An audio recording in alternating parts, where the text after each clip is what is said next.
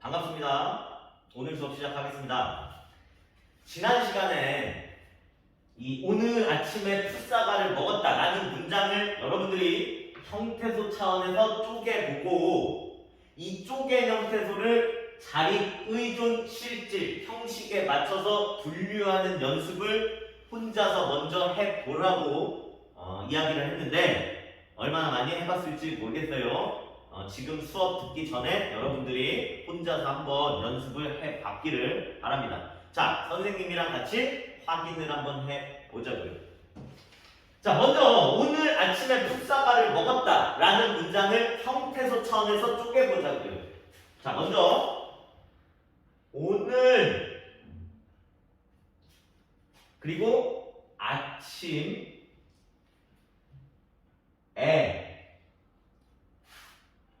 이 풋사과라는 단어는 형태소 차원으로 들어가면 형태소 차원에서 분석을 하게 되면 자 이렇게 쪼개줍니다. 사과를 자 먹었다라는 건 용언이잖아요. 용언의 경우 형태소 차원으로 분석을 할 때는 어간과 어미를 쪼개야 된다고 어간과 어미를 쪼개서 각각의 형태소로 봐야 한다고 이야기를 했죠. 자, 먹었다라는 단어에서 먹이라는 게 용언의 어간이고 엇이라는 거 용언의 어미 다라는 것 용언의 어미니까 이 먹었다라는 단어는 먹과 엇 그리고 다 세 개의 형태소가 결합해서 만들어진 단어라는 겁니다. 자, 그래서 이 문장을 형태소 차원에서 쪼개봤는데 그래서 이 문장은 총 몇 개의 형태소로 이루어진 문장이냐? 이 문장에 쓰인 형태소가 몇 개냐? 세보니까 하나, 둘, 셋, 넷, 다섯, 여섯, 일곱, 여덟, 아홉 개네요. 이 문장은 9개의 형태소로 이루어진 문장입니다. 자, 우리 인쇄물에 이 문장 옆에다가 써주면 될 것 같아요. 이 문장은 형태소 9개. 9개의 형태소로 구성이 돼 이루어진 문장입니다. 자, 그러면은 이 이제 우리가 쪼개놓은 이 9개의 형태소를 9개의 형태소를 자립, 의존, 실질, 형식에 맞춰서 분류를 해보자고요. 여기에 써놓은 그 내용들을 참고를 해서 일단 오늘이라는 단어는 자 체언이자 명사죠. 체언이자 명사니까 일단 자립 형태소로 분류를 해야겠네요. 아침이라는 단어도 체언 명사잖아요. 체언 명사니까 자립 형태소에 분류를 해야겠죠.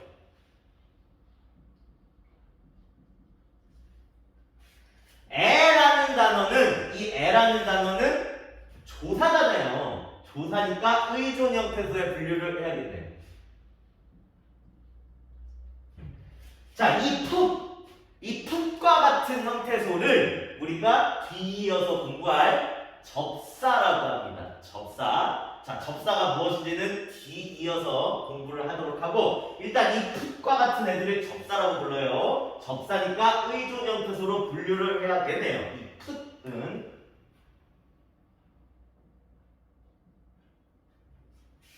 사과 명백한 체언 명사니까 자립 형태소 르는 조사니까 의존 형태소로 분류를 해야겠죠. 먹었다에서의 이제 먹 용언의 어간, 엇 용언의 어미, 다 용언의 어미, 용언의 어간과 어미는 전부 의존 형태소니까 의존 형태소로 분류를 해야 됩니다. 먹, 엇, 다 이렇게 분류를 하면 되겠죠. 자, 그러면은 이 형태소들을 다시 실질 형태소, 형식 형태소로 분류를 해보자고. 자, 간단하지? 모든 자립 형태소는 실질 형태소다. 자립 형태소 그대로 써주면 되겠네요. 오늘 아침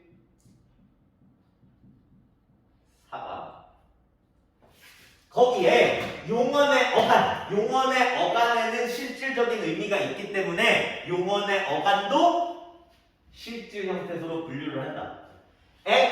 를 먹, 나중에 용언의 어간 뭐예요?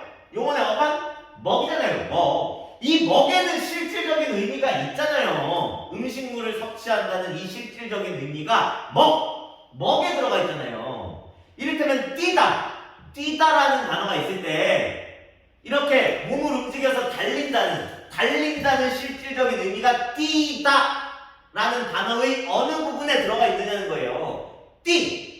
뛰라는 부분에 들어가 있잖아요. 그런 부분을 어간이라고 한다는 겁니다. 실질적인 의미가 들어가 있다는 거예요. 용언의 어간에는. 용언의 어미는 이 어미는 실질적인 의미가 있다기보다는 문법적인 기능만 할 뿐이기 때문에 형식 형태소라는 거고요. 자, 그래서 어쨌든간 이 의존 형태소 중에 용언의 어간 먹은 실질 형태소로 분류를 해줘야겠죠. 자, 그리고 이 먹을 제외한 나머지 의존 형태소 를 얻다는 그대로 형식 형태소로 분류를 해주면 되겠네요.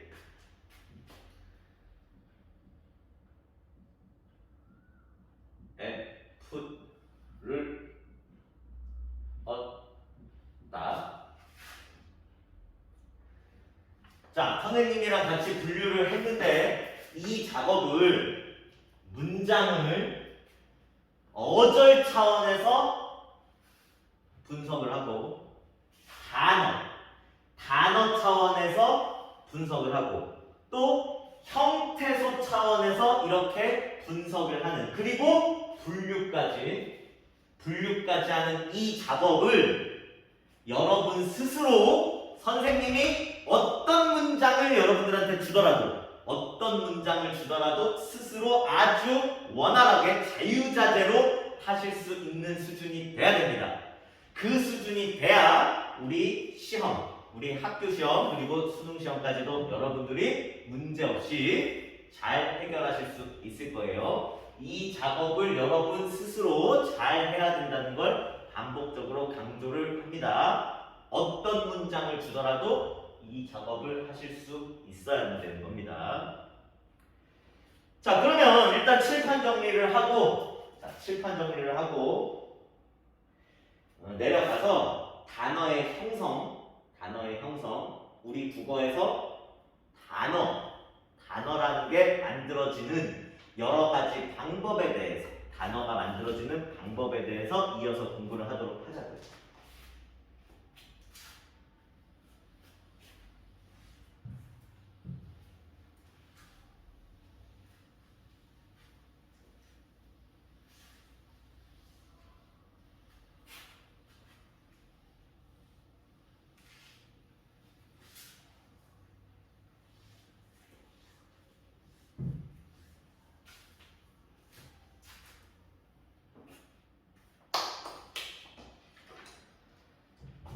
우리 국어에서 이 단어가 만들어지는 여러 가지 방법이 있는데 이걸 공부하려면 먼저 여러분들이 우리 인쇄물에 나와 있는 어근과 접사라는 개념에 대해서 여러분이 잘 알아야 됩니다. 먼저 봅시다. 일단 우리 인쇄물에 어근과 접사 부분을 가셔서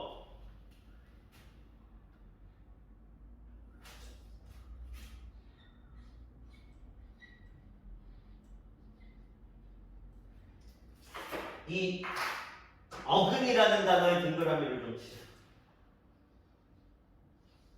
어근이라는 단어의 동그라미를 치시고 뜻풀이도 밑줄을 해 놓으세요. 어근이란 단어의 실질적인 의미를 나타내는 부분이다. 자, 그리고 옆에다가 써놓읍시다. 어근 그러면 뭘 나타내는 개념이냐면 어려워하지 말고 단순히 생각합시다. 우리 좀 전에 우리 형태소를 자립성의 유무에 따라서 자립 형태소와 의존 형태소로 분류를 할 수 있고 실질적 의미가 있느냐 없느냐에 따라서 실질 형태소와 형식 형태소로 분류할 수 있다는 이야기를 했잖아요. 자, 그 중에 실질 형태소를 형태소는 형태소인데 실질적인 의미가 들어가 있는 그 실질 형태소를 다른 말로 어근이라고 부른다고 알고 계시면 돼요. 어근은 그러니까 그냥 실질 형태소입니다. 실질 형태소.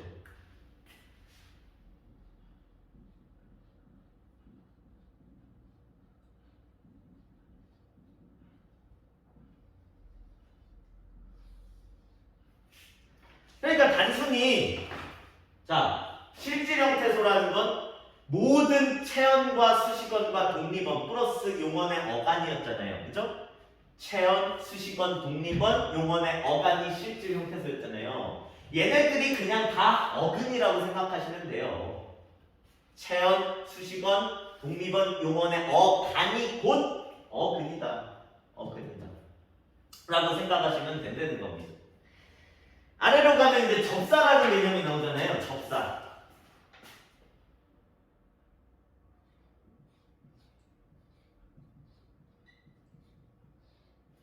자, 접사에도 동그라미로 좀 치고 뜻풀이 밑줄 칩시다. 어근에 붙어서 실질 형태소 어근 앞이나 뒤에 붙어서 접이라는 게 붙는다라는 거거든요. 그래서 뭔가를 붙이는 용도로 쓰는 그 사물을 접착제라고 부르잖아요. 자, 접사라는 건 붙는 말이라는 거예요. 붙는 말. 실질 형태소 어근 앞이나 뒤에 딱 붙어서 의미를 바꿔주거나 품사를 바꿔주는 역할을 하는 애들을 접사라고 부른다는 거예요. 밑줄을 치자고요. 어근에 붙어서 의미를 바꾸거나 품사를 바꾸는 형태소를 이제 접사라고 한다. 아래로 가면 접두사와 접미사, 접두사와 접미사라는 개념이 나오는데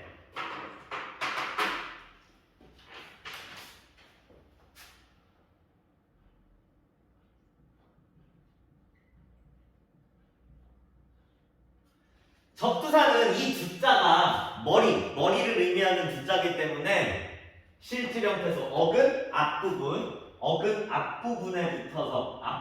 붙어서 의미를 바꿔주는 접사를 접두사라고 부르는 거겠죠. 예를 좀 들어볼까요? 예문에 같이 적어줍시다, 여러분들도.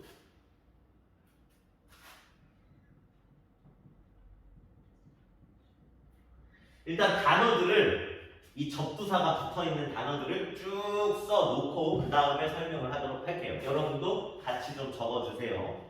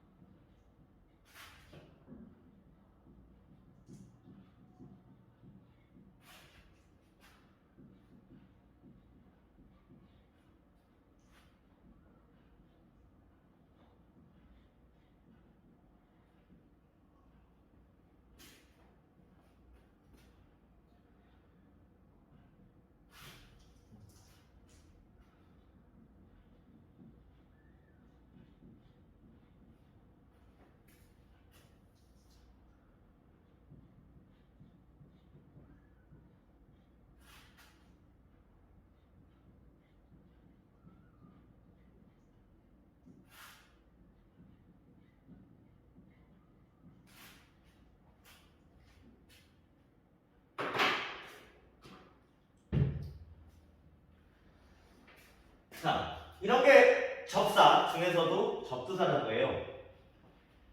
자, 선무당과 선장에 붙어있는 이 선과 같은 애들을 접사. 그 중에서도 어근 앞에 붙어 있으니까 접두사라고 부른다는 거예요. 자, 얘네는 앞에 붙어서 어떤 역할을 하냐면 의미를 바꿔준다는 거예요.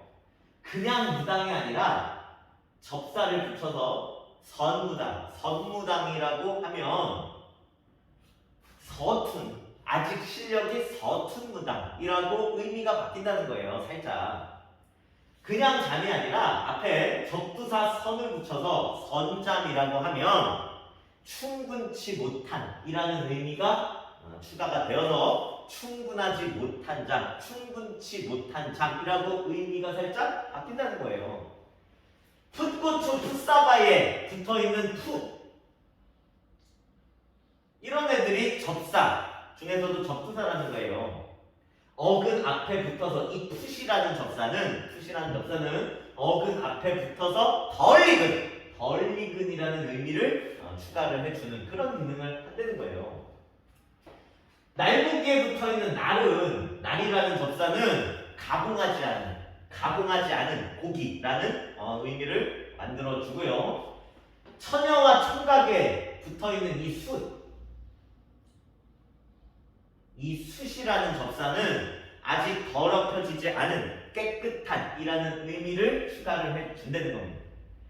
개살구에 붙어있는 이 개는 어근 앞에 붙어서 질이 떨어지는 이라는 의미를 더해주는 접사고요.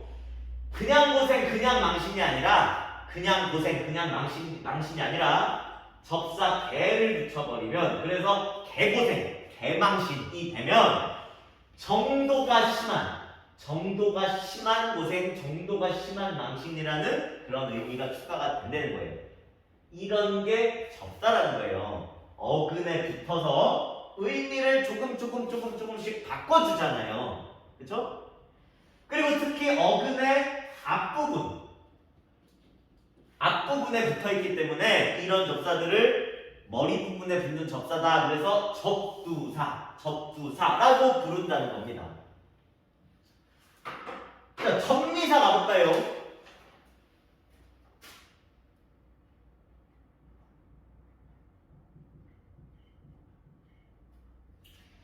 이 접미사는 이제 이 미라는 글자가 뿌리를 의미하는 글자이기 때문에 어근의 앞이 아니라 어근의 뒷부분, 뒷부분에 붙어서 의미를 바꿔주거나 품사를 바꿔주는 접사를 접미사라고 부른다는 거예요.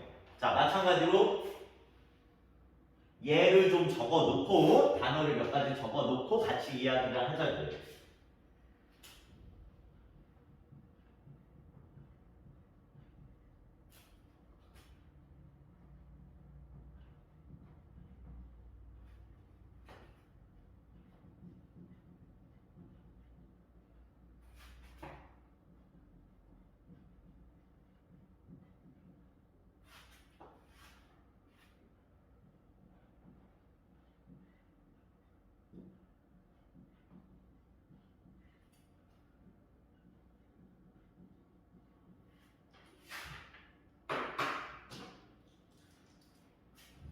자, 사람이라는 단어에 들이라는 접사를 붙여서 사람들이라고 하면 어떤 의미가 더해지나요? 어떻게 의미가 살짝 바뀌나요? 그냥 사람이 아니라 사람들이라고 하면 어떻게 의미가 살짝 바뀌어요? 여럿이라고 의미가 살짝 바뀌잖아요. 도둑이 아니라 도둑 뒤에다가 질을 붙여서 도둑질이라고 하면 이 행위라는 것으로, 뭔가를 훔치는 행위라는 것으로 의미가 살짝 바뀌잖아요. 행위의 의미를 추가해주는 접사라는 거예요. 질이라는 거. 들이라는 건 이제 여럿의 의미를 추가해주는 접사라는 거죠. 사냥 뒤에 꾼이라는 접사를 붙이면 이 일을 직업으로 갖는 사람, 직업의 의미를 추가해주는 역할을 하는 접사라는 거예요. 이 꾼이라는 접사는 선생 뒤에 님을 붙여서 선생님이라고 하면 높임의 의미를 추가해줄 수 있을 거고요. 자, 놀이라는 단어는 어떻게 만들어지는 단어냐면, 놀이라는 단어는 놀다라는 단어에 놀에 접사 이가 붙어서 만들어진 단어가 놀이에요. 놀다에 접사 이가 붙어서 만들어진 단어가 놀이라는 거예요. 깊이라는 건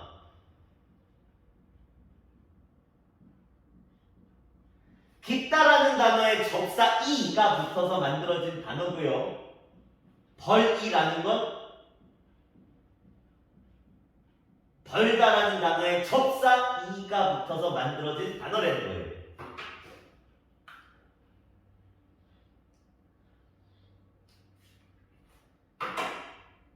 자, 여기서 잠깐 퀴즈를 하나 우리가 풀어볼까요? 사람들 도둑질 사냥꾼 선생님, 다시 사람들 도둑질 사냥꾼 선생님 에 붙어있는 접사 들질꾼님이라는 접사와 놀이 깊이 벌이에 붙어있는 접사 이는 어떤 차이가 있느냐? 분명히 차이가 있는 접사다. 들질꾼님이라는 이 네 개의 접사와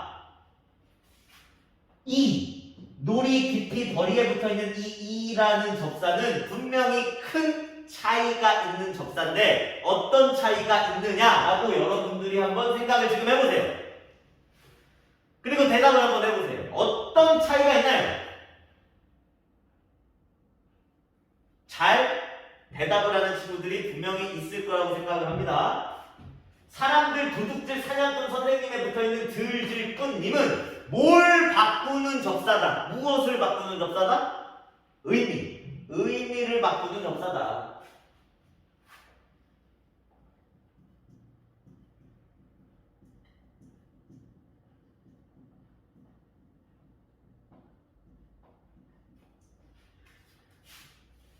놀이 깊이 벌이에 붙어있는 이라는 접사는 어떤 역할을 하는 접사냐? 얘들아, 놀다, 깊다, 벌다.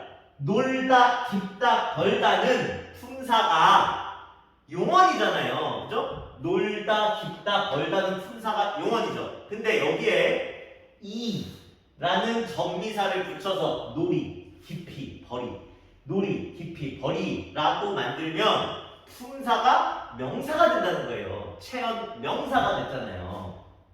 이라는 접미사는 품사를 바꾸는 접미사다.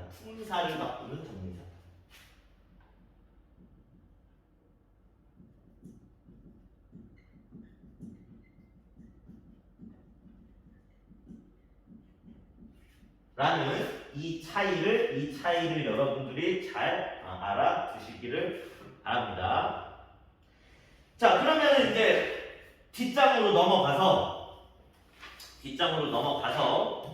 단어의 갈래라는 내용이 이어지네요. 자, 단어의 갈래 부분에서 이제 본격적으로 보게 되는 거예요. 우리 국어에서 단어가 만들어지는 여러 가지 방법이 있는데 이 단어라는 게 어떤 방법으로 만들어지는 것이냐에 대해서 지금까지 구한 어근과 접사에 대한 내용을 바탕으로 같이 또 공부를 해보자고요.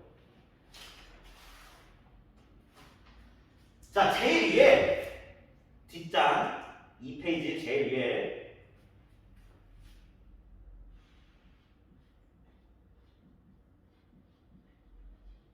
단일어. 자, 단일어라는 개념이 나오는데, 자, 단일어라는 개념 옆에다가 씁시다. 자, 단일어라는 표현에서 이 단일이라는 말의 의미가 뭐예요? 단 하나라는 거잖아요. 단일어는 단 하나의 어근으로만 이루어진 단어를 단일어라고 부른다는 거예요. 일단은 씁시다, 옆에다가.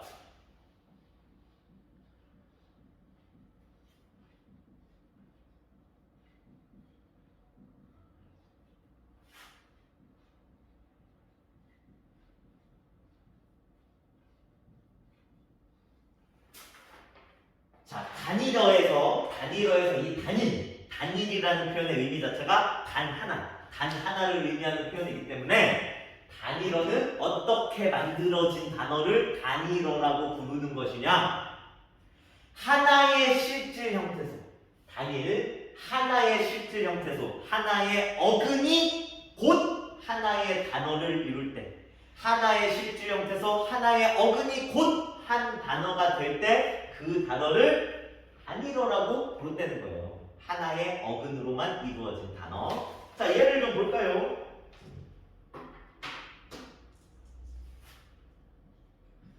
이를테면 나무.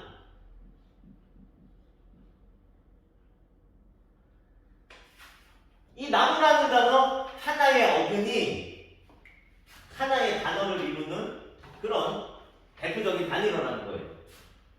별, 짐승, 아침, 오늘. 이런 단어들이 전부 다 하나의 어근으로만, 하나의 실질 형태소로만 이루어진 하나의 어근, 하나의 실질 형태소가 곧 하나의 단어가 되는 그런 단일어라는 겁니다.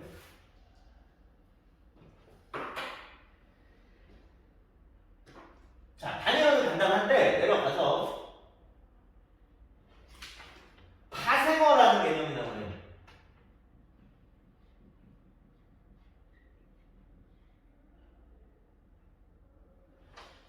자, 파생어라는 건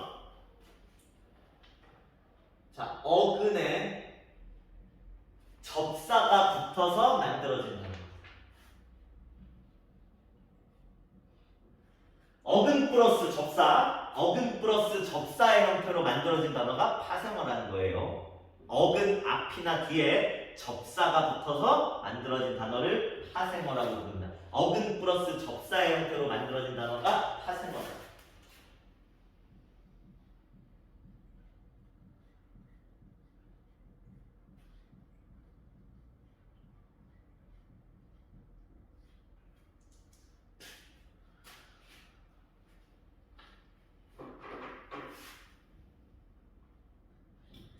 자, 그러니까 이 나무, 별, 짐승, 아침, 오늘, 나무, 별, 짐승, 아침, 오늘 이런 단어들은 하나의 실질 형태소, 어근이 하나의 단어가 되고 있잖아요. 이를테면 나무, 별, 짐승, 아침, 오늘은 품사가 체언 명사잖아요. 그죠? 다 체언 명사잖아요. 하나의 체언 명사가 곧 하나의 단어가 되는 그런 경우잖아요. 모든 체언은 실질 형태소잖아요. 모든 체언은 실질 형태소로 분류가 된다. 하나의 실질 형태소, 하나의 어근이 곧 하나의 단어가 될 때 그것을 단일어라고 한다. 하나의 체언, 하나의 명사가 곧 하나의 단어를 이루고 있는 경우죠. 이런 것들을 단일어라고 부른다는 거예요. 자, 근데 파생어라는 건 어근의 실질 형태소에 앞이나 뒤에 접사가 붙어서 만들어진 단어들을 파생어라고 부른다. 대표적인 파생어의 예들이 어딨나요? 지금 칠판에 한가득 쓰여져 있잖아요. 파생어의 대표적인 예들. 그치? 여기에 선생님이 잔뜩 써놨잖아요. 이 모든 단어들이 파생어라는 거예요. 무당이라는 실질 형태소, 명사잖아요. 명사는 실질 형태잖아요. 무당이라는 실질 형태소, 어근에 선이라는 접사가 붙어서 만들어진 단어가 선무당이잖아요. 나머지 경우도 마찬가지고 사람이라는 명사, 실질 형태소에 들이라는 접사가 붙어서 만들어진 단어가 사람들이잖아요. 사냥이라는 명사, 실질 형태소에 꾼이라는 접사가 붙어서 만들어진 단어가 사냥꾼이잖아요. 이렇게 실질 형태소, 어근의 앞이나 뒤에 접사가 붙어서 만들어진 단어, 이 단어들을 전부 다 파생어라고 부른다는 거예요. 어근에 접사 붙어 있는 단어들. 자, 여기에 얘를 파생어의 얘를 잔뜩 써놨고 이것들이 전부 다 파생어인 거니까 여기에는 몇 가지만 더 써놓고 봅시다.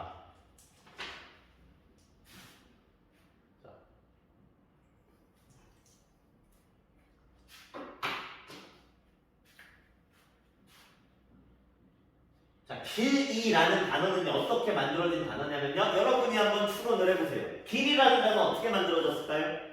어떤 단어예요? 길다. 길다라는 단어에 접미사 무엇이 붙어서, 접사 무엇이 붙어서 만들어진 단어다. 이가 붙어서 만들어진 단어겠지.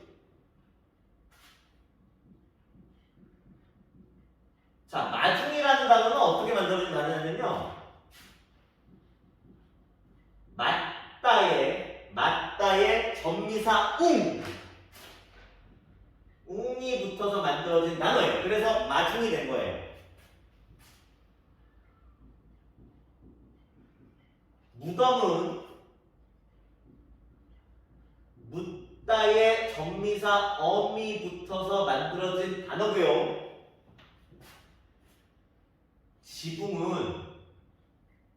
지붕은 아래에다가 씁시다. 여기 빈 공간이 별로 없으니까.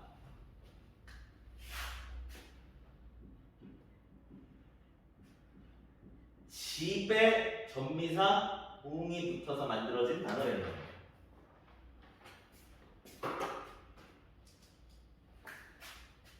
길다에 이가 붙어서 길이가 되었고 맞다에 웅이 붙어서 마중이 됐고 묻다에 엄이 붙어서 무덤이 됐다는 거예요. 집에 웅이 붙어서 지붕이 됐다는 거고요. 자, 마찬가지로 퀴즈 하나 풀어볼까요? 자, 길이에 붙어있는 이, 마중에 붙어있는 웅, 무덤에 붙어있는 엄.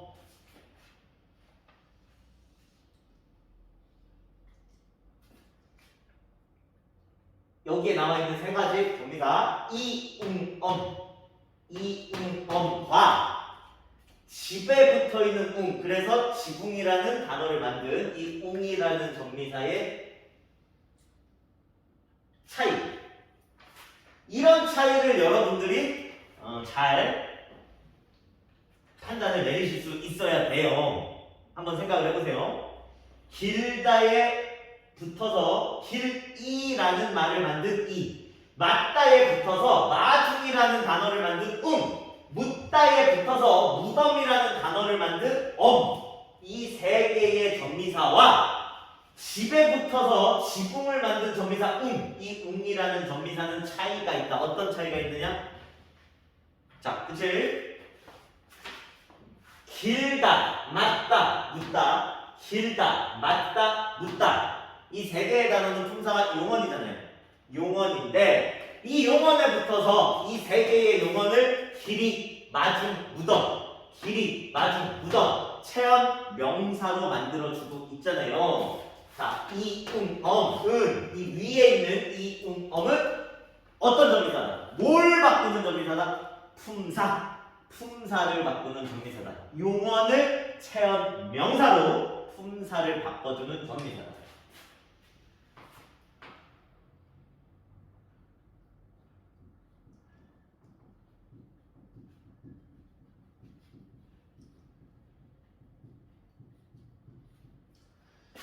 근데 여기서 이제 집에 붙어 있는 웅은 집도 품사 뭐죠?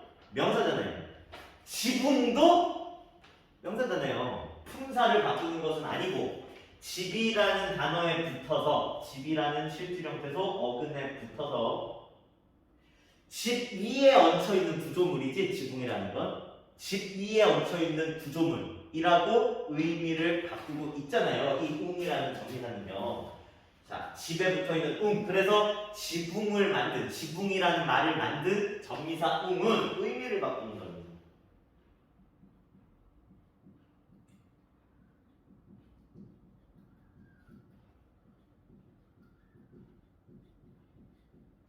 이런 차이를 여러분들이 보고 잘 판단을 내리실 수 있어야 됩니다. 이 접미사가 품사를 바꾸는 접미사인지 의미를 바꾸는 접미사인지.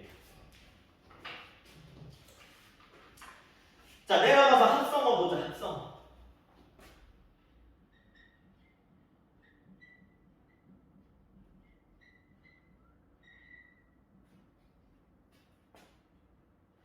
자, 합성어는 합쳐져서 만들어진 단어라는 거죠. 합성, 합성하다, 합친다라는 거잖아요. 합쳐져서 만들어진 단어라는 거예요. 두 개 이상의 어근이, 자, 두 개 이상의 실질 형태소, 그러니까 어근과 어근이 합쳐져서 새롭게 만들어진 그 단어를 합성어라고 부른다는 거예요. 그러니까 합성어는 어근 플러스 어근의 형태로 만들어진 단어가 합성어라는 거예요. 어근 플러스 어근의 형태로 만들어진 단어가 합성어. 두 개 이상의 실질 형태소, 어근이 결합하여 만들어진 새 단어를 합성어라고 부른다.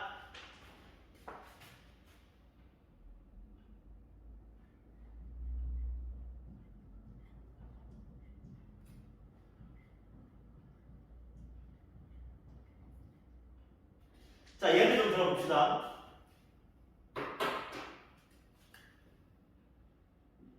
자, 이런 거. 자, 쌀이라는 형태소는, 자, 품사가 체험 명사잖아요. 그죠? 쌀, 명사잖아요. 모든 체험 명사는 실질 형태소다. 하나의 어근이다. 하나의 실질 형태소, 하나의 어근이다.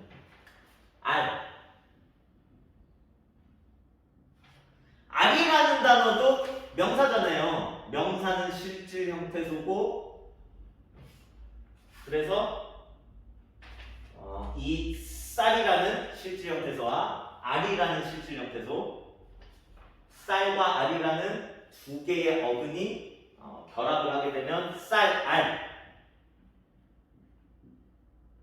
쌀알이 되는데, 이렇게 쌀알처럼 쌀알과 같은 단어를 합성어라고 부른다는 거예요. 두 개의 실질 형태소, 두 개의 어근이 지금 합쳐져서 만들어진 단어잖아요. 떡이라는 거 하나의 실질 형태소, 하나의 어근이죠. 명사니까. 국이라는 거 하나의 실질 형태소, 하나의 어근이잖아요. 마찬가지로 명사니까. 각각의 실질 형태소, 자, 두 개의 실질 형태소, 떡과 국, 두 개의 어근, 떡과 국을 합치게 되면 떡국이 되잖아요. 이런 게 합성어라는 거예요.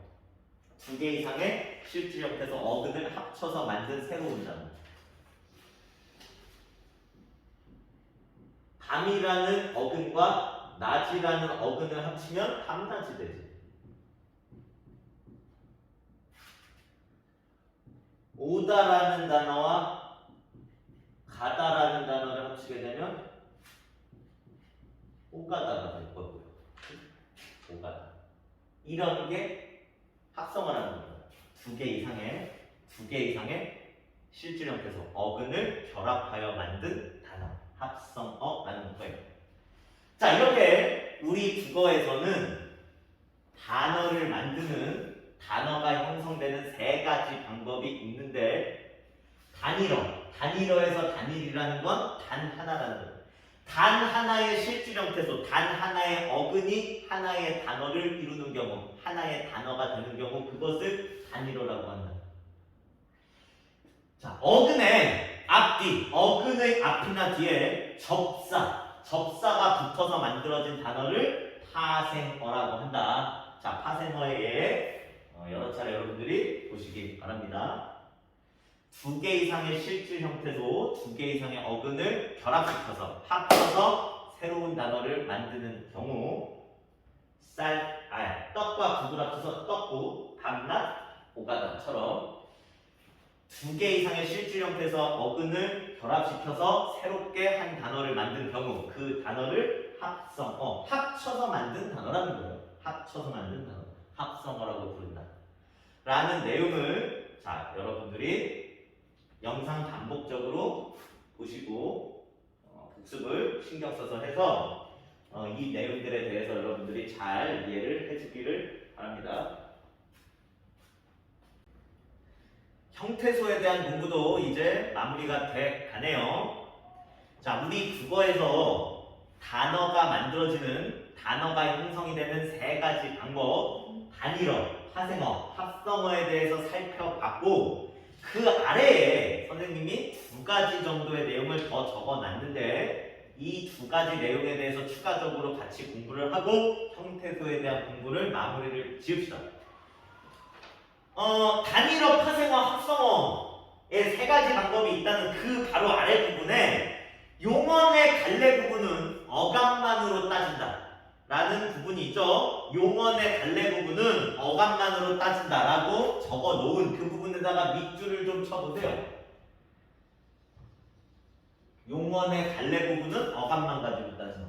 자, 무슨 말이냐면 용언의 경우, 이 용언, 활용을 하는 말, 용언에 속하는 단어의 경우 이 단어가 단일어인지 파생어인지 합성어인지 판단하기 위해서는, 자, 판단하는 방법, 어미는 떼버리고, 자, 용어는 활용할 때 변하지 않는 부분 어간과 변하는 부분 어미, 형태소 차원에서는 이렇게 줄로 쪼개놓고 생각을 하자고 했잖아요. 자, 용어는 어미를 떼버리고, 자, 어감만 보고 판단을 내리자는 겁니다. 이 용어니 단일어인지 파생어인지 합성어인지 판단을 하는 그 과정에서는요. 자, 예를 들어서, 자, 이런 말이에요.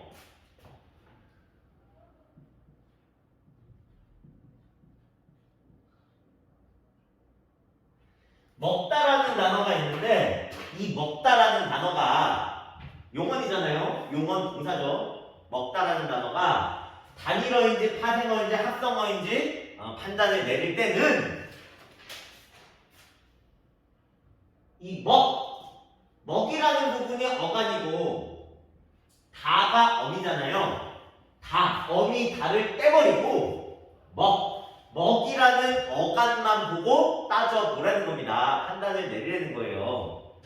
자, 먹이라는 어간을 딱 봤는데 다는 떼버리고 어간만 본 겁니다. 먹이라는 어간을 딱 봤는데 앞뒤에 붙어있는 게 아무것도 없죠. 자, 어미는 떼고 생각하는 겁니다. 어간 앞뒤에 붙어있는 게 아무것도 없어요. 그러니까 뭔가 이 접사라는 게 붙어있을 수도 없는 것이고 아무것도 없으니까 또 다른 어간이 붙어있는 것도 전혀 없죠. 자, 그러니까 이 먹다라는 단어에서의 먹이라는 어간은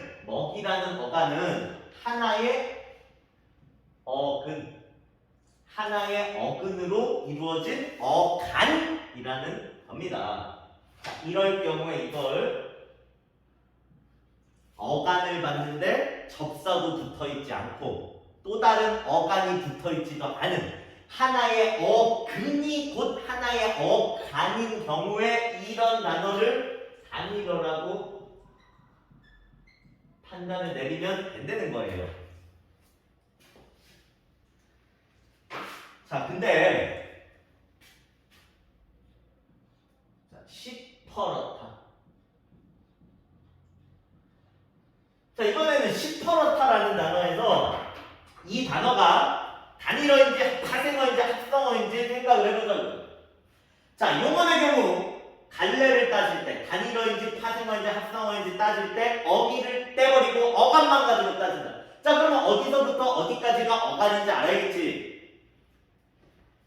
어디서부터 어디까지가 어간인지는 여러분들이 이 단어를 활용을 시켜보면 되잖아요. 활용을 시켜서 변하지 않는 부분이 어간인 것이고 계속해서 변하는 부분이 어민 거잖아요. 자, 쉽게 여러 가지 어미 중에 개라는 어미를 붙여보세요. 개라는 어미를 붙여서 말이 되는 부분까지가 어간이다라고 여러분들이 생각하시면 용언의 어간이 어디서부터 어디까지인지 판단을 하는데 좀 도움이 될 겁니다. 자, 선생님이 제안하는 방법, 용언의 어간이 어디서부터 어디까지인지를 판단하기 위해서는 활용을 시켜보면 되는데 개를 붙여봐라. 어미 개를 붙여봐라. 개를 붙여서 말이 되는 부분까지가 어간이다. 이렇게 적용을 하시면 쉽게 어디서부터 어디까지가 어간인지 판단을 내리실 수 있을 겁니다. 자, 개를 붙여보죠. 시계. 말 안 되죠? 시퍼게. 말 안 되잖아요. 시퍼렇게. 아, 말 되네요. 시퍼렇게 말 되네요. 시퍼렇하게. 시퍼렇하게 말 안 되죠? 시퍼렇게가 말이 되니까 이 시퍼렇까지가 어간이 되는 거예요. 다는 어미죠. 시퍼렇다라는 단어가 단일어인지 파생어인지 합성어인지 판단을 할 때는 어미 다 떼버리고 어간 시퍼럿만 보고 판단을 내리는 거예요.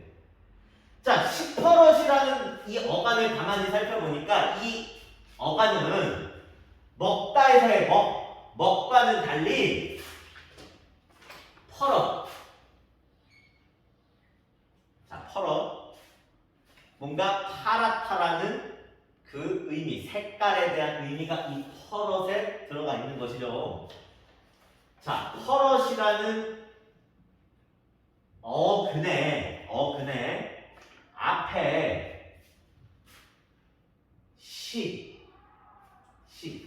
뭔가 더욱 진한, 정도가 강한 이라는 진하고 강하다는 의미를 추가해주는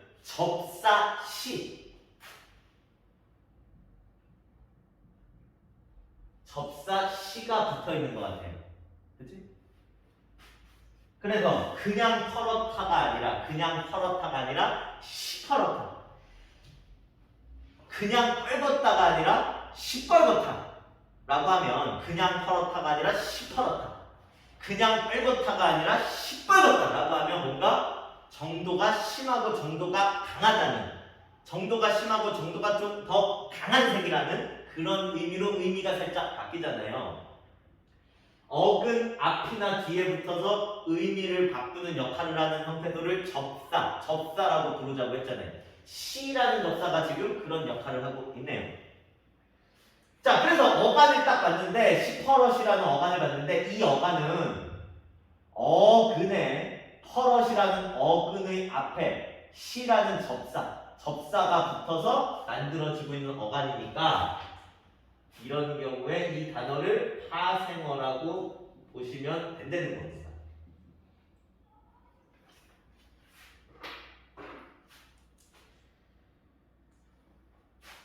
자, 이번에는 건북다라는 단어입니다. 자, 이 단어 같은 경우에는 마찬가지 어미 떼버리고 어감만 가지고 생각을 하는 겁니다. 검붉게까지가 말이 되니까 검게도 말이 되는데 말이 되는 가장 뒷부분까지를 어간이라고 생각을 하셔야 돼요. 말이 되는 가장 뒷부분까지가 어간입니다. 활용을 시켰을 때. 자, 검붉이라는 부분이 어간이죠. 다가 어미죠. 자, 이 다 빼버리고 건북이라는 이 어간 부분만 가지고 판단을 내리라는 건데, 자, 보니까 이번에는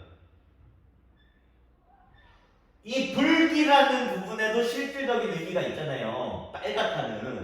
그러니까 이게 하나의 어근인 거예요. 실질적인 의미가 있으니까. 검이라는 부분에도 실질적인 의미가 있잖아요. 까맣다는. 이것도 하나의 어근이 되는 거예요. 자, 그래서 검붉이라는 어근은 다시 검붉이라는 어간은 각각 실질적인 의미가 있는 실질 형태소 어근과 어근이 합쳐져서 구성이 돼 만들어진 그런 어간이기 때문에 이런 경우를 합성어로 보면 된다는 겁니다.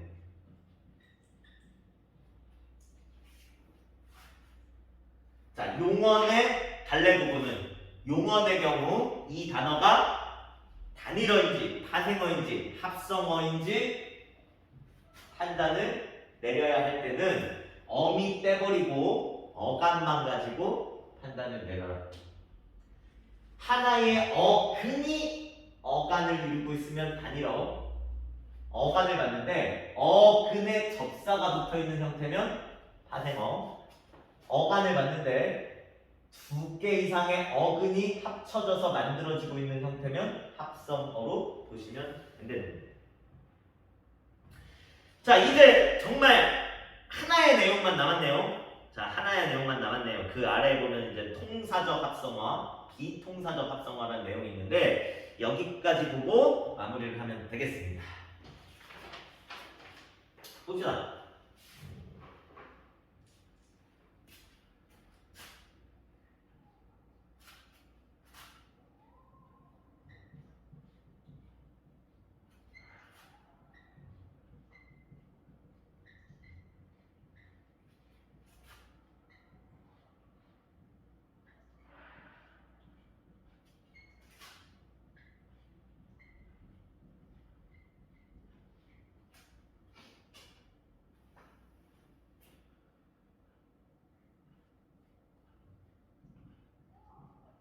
일단 좀 쓰고 설명을 할게요.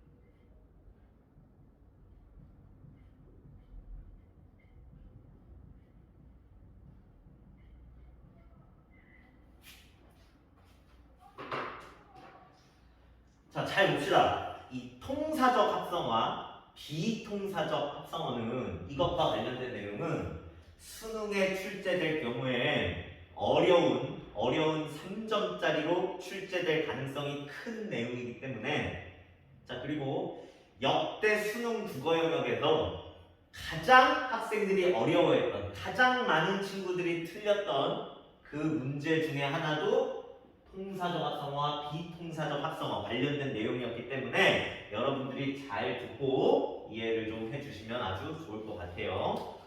차근차근 보자고요. 여러분이 일단은 통사적 합성어, 이 통사적 합성어에서 합성어라는 건 우리가 좀 전까지 이야기를 나눴죠. 뭔지 합성어라는 건 두 개 이상의 실질 형태에서 어근이 결합하여 만들어진 단어를 합성어라고 부른다.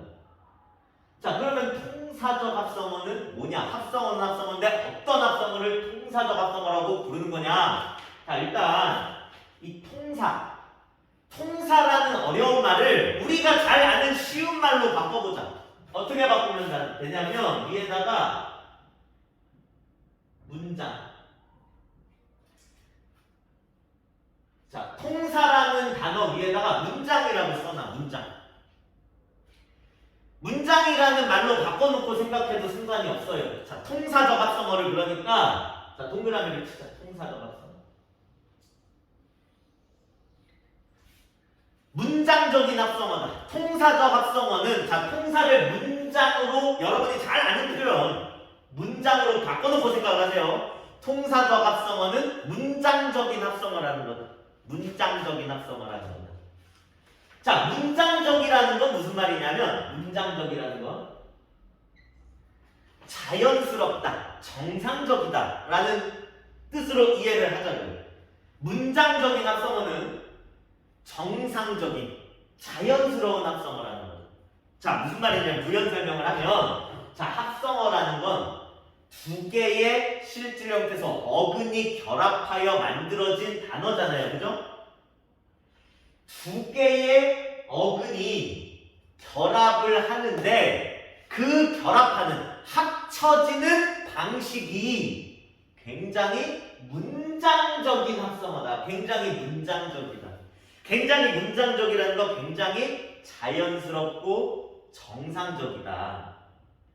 두 개의 어근이 결합해서 합성어가 만들어지는데 결합하는 방식이 아주 자연스럽고 정상적인 합성어를 통사적 합성어라고 부른다는 거예요. 문장적이라는 거예요. 굉장히 자연스럽다는 거예요. 자, 이렇게 좀 적어볼까요? 정상적인 결합. 정상적이고 자연스러운 결합 방식에 의해 만들어진 합성어가 통사적 합성어라는 거예요. 통사적 합성어. 여러분 그러면은 비통사적 합성어에다가 밑줄 동그라미를 좀 치시고요. 비통사적 합성어는 어떤 합성어를 비통사적인 합성어라고 부르겠어요? 비통사적이다라는 건 비문장적이다. 문장적이지가 않아. 비문장적이야. 자, 비문장적이라는 건 무슨 말이겠어요? 굉장히 자연스럽지 못하다. 정상적이지 못하다.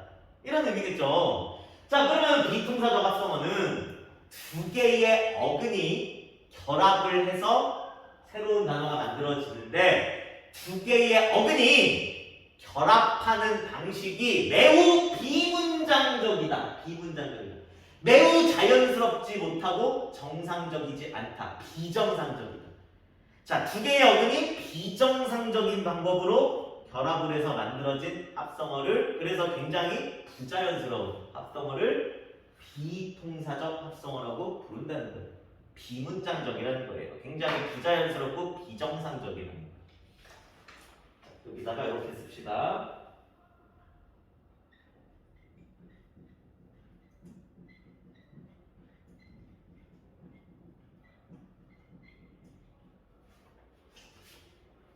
자, 예를 좀 들어봅시다.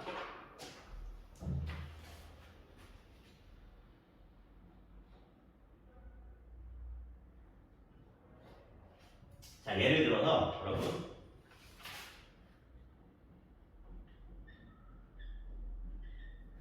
볶다라는 단어와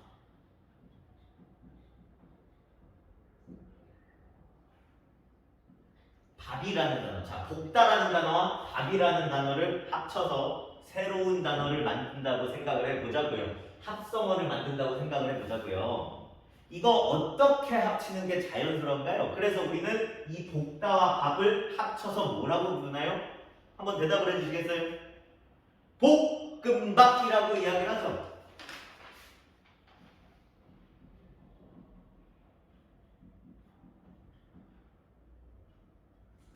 볶다와 밥을 합칠 때는 볶음밥이라고 합치는 게 굉장히 정상적으로 합치는 것이고 볶음밥 같은 이런 단어를 통사적인 합성어, 정상적인 합성어라고 부른다는 겁니다.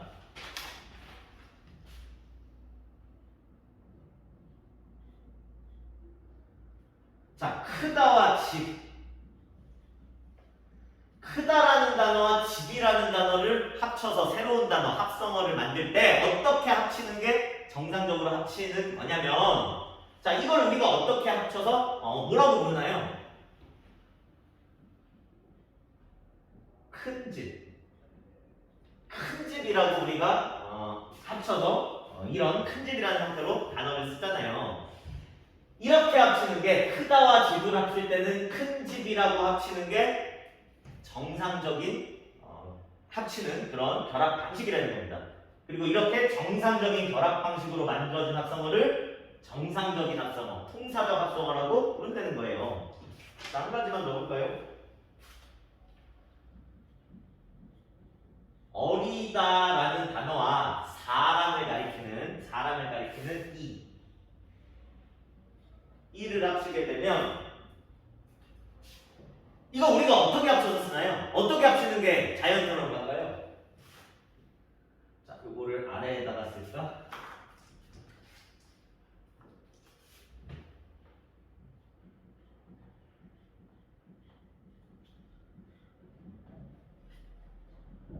어린이라고 합쳐서 쓰잖아요. 어리다 플러스 이는 어린이라고 합치는 게 자연스럽게 합치는 것이고 정상적으로 합치는 것이고 그래서 그렇게 만들어진 어린이라는 합성어가 통사적 합성어, 정상적인 합성어라는 거예요. 자, 근데 비통사적 합성어, 비정상적인 방법으로 결합을 시켜서 만든 합성어. 그래서 굉장히 비정상적인 합성어라는 건 뭐냐면 이런 거예요.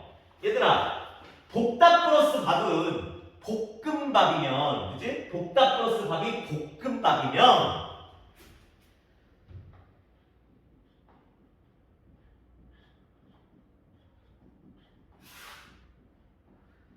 덥다 플러스 밥은 사실은 정상적으로 합치면 어떻게 합쳐지는 게 맞다는 거예요. 덮은 밥. 덮은 밥의 형태로 합치는 게 자연스러운 건데 우리는 이거를 덮은 밥이라고 합치지 않잖아요. 덮다와 밥을 우리가 합쳐서 어떻게 쓰나요? 일상에서 덮밥. 덮밥이라고 합쳐서 쓰잖아요. 이런 게 비동사적 합성을 하는 거예요. 덮다와 밥을 자연스럽게 합치는 것은, 정상적으로 합치는 것은 덮은 밥, 덮은 밥이라고 합치는 게 정상적인 것인데 우리는 이걸 음을 빼버리고 덮밥, 덮밥이라고 사실은 굉장히 비정상적으로 합친 그 단어를 우리가 일상에서 쓰고 있다는 거예요. 이런 게 비동사적 합성어, 비정상적인 합성을 하는 거예요.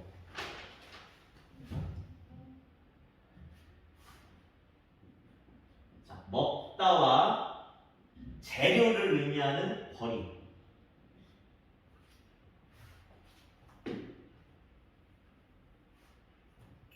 먹다와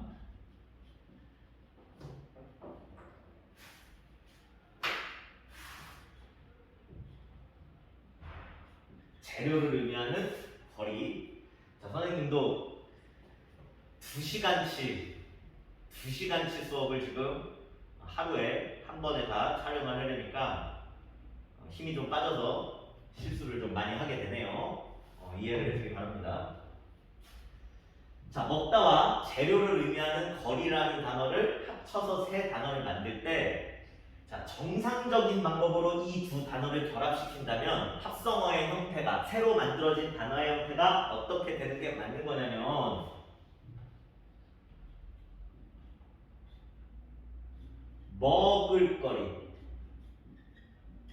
먹을거리가 되는 게 정상적인 그런 형태라는 거예요. 근데 우리는 이걸 먹을거리라고 합치지 않고 먹거리라고 합치잖아요. 이게 사실은 굉장히 비정상적으로 합치는 것이고, 그렇게 만들어진 먹거리라는 단어가 사실은 굉장히 비정상적인 형태의 단어라는 거예요. 이런 게 비통사적 합성어라는 거예요. 자, 이를테면 자, 여기저기에서 무언가를 찾다라는 걸 의미하는 단어, 뒤지다. 사망하다가 아닙니다. 무언가를 찾다, 뒤지다에다가 그 미키마우스 쥐, 동물,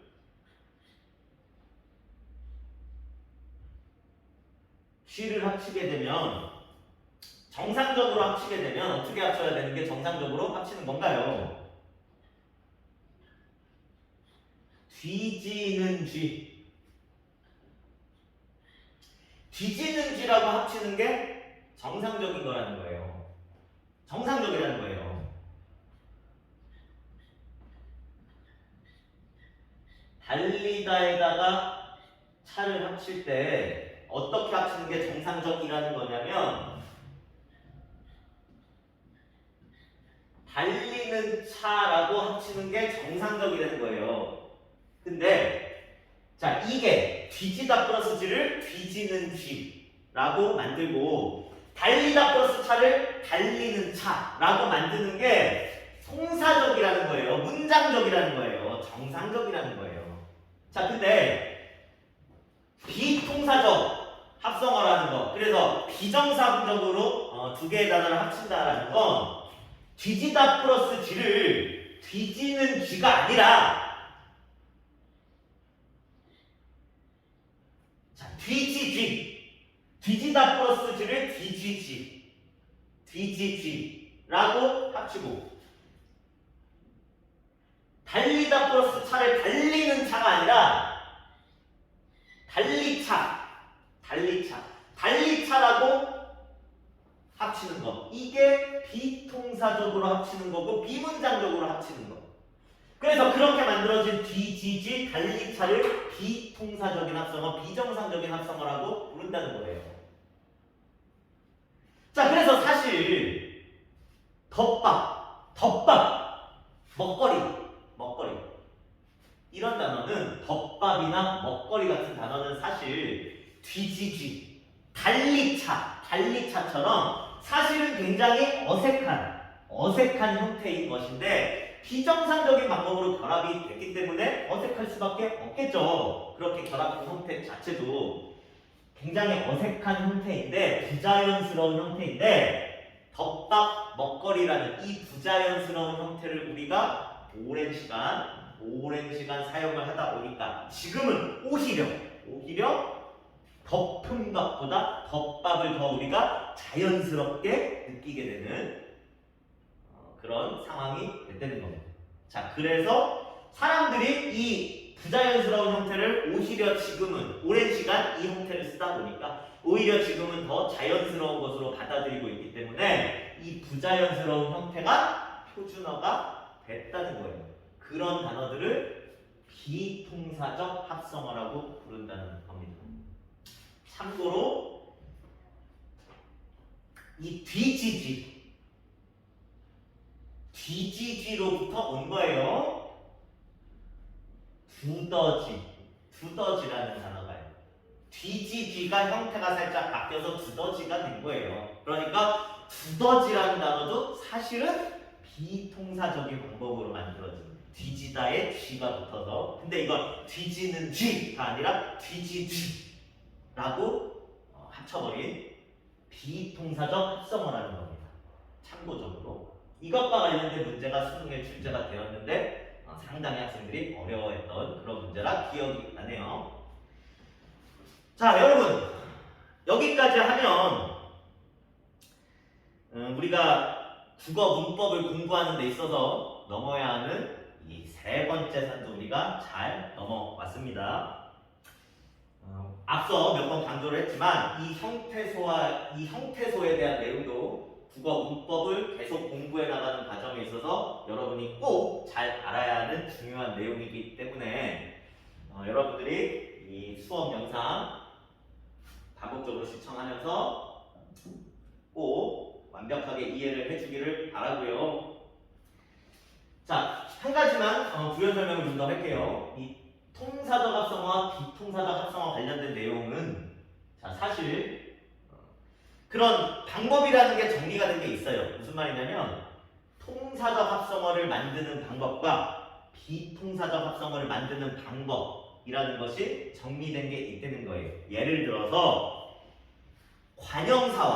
관형사와 명사를 합치면 통사적 합성어다. 용언의 어간에 명사를 바로 합쳐버리면 그건 비통사적인 합성어다. 비통사적인 거다. 이렇게 어떤 경우에 통사적 합성어, 어떻게 합치는 경우에 통사적 합성어가 되고 어떻게 합치는 경우에 비통사적인 합성어가 되는지에 대한 그런 내용이 정리가 되어 있는 게 굉장히 많이 있는데 이것까지 여러분들이 암기하는 방식으로 공부하시기는 굉장히 어려울 겁니다. 자, 그걸 암기할 필요까지는 없어요. 그걸 여러분들이 알아야 문제를 풀 수 있는 경우에는 늘 마찬가지 보기의 형태로 우리 학교 시험에서도 수능에서도 여러분들한테 제시를 해 줄 것이기 때문에 자, 그래서 어떻게 결합되는 게 통사적인 건지 어떻게 결합되는 게 비통사적인 것인지 여러분들이 그 세부적인 방법 하나하나를 막 외우고 암기하고 그럴 필요는 없다는 겁니다. 단 통사적 합성어가 뭔지 비통사적 합성어가 뭔지에 대해서는 여러분이 잘 알고 계셔야 하고 선생님이 들어준 이 예 정도는 여러분들이 잘 알고 계시면 관련된 문제가 출제됐을 때 여러분이 보기를 참고해서 잘 풀어낼 수 있을 거라고 생각을 합니다. 자, 형태소에 대한 공부 여기까지 마무리를 하도록 하겠습니다. 고생 많으셨습니다.